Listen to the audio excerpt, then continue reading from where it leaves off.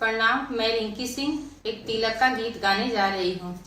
आवत बड़ तिलक हरू जैसे रोआ गिराई, धक धक करेला करे जवा राम मिली हाँ की नाही, धक धक करेला करे जवा राम मिली हाँ की नाही।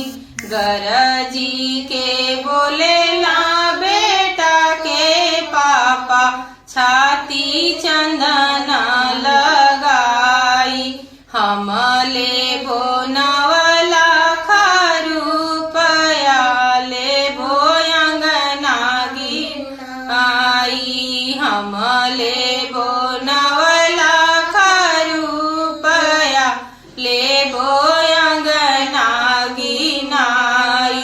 हाथ जोड़ी बोलेला बेटी के पापा छाती भभूति लगाई, कहाँ पैबो नवला खरुपया देबो अंगना गिनाई, कहाँ पैबो नवला खरुपया देबो अंगना गिनाई।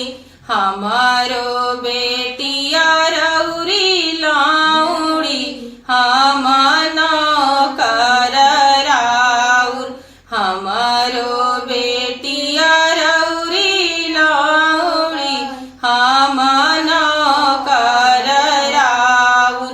आवत बड़ तिलक हरू जैसे रोआ गिराई, धक धक करेला करे जवा राम मिली हाँ की नाही।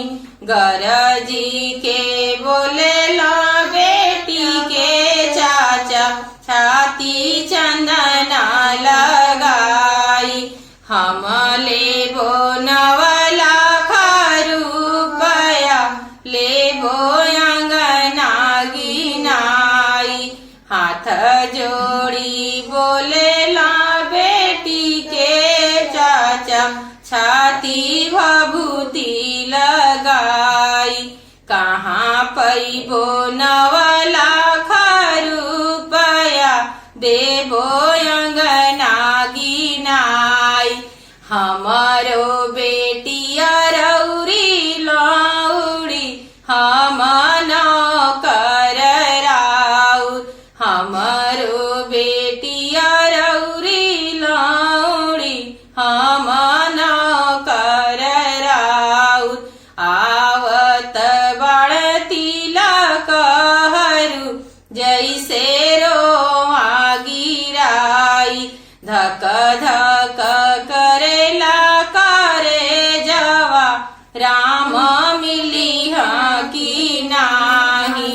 गरजी के बोलेला बेटा के भैया छाती चंदन लगाई, हम लेबो नवला खरुपया लेबो अंगना गिनाई।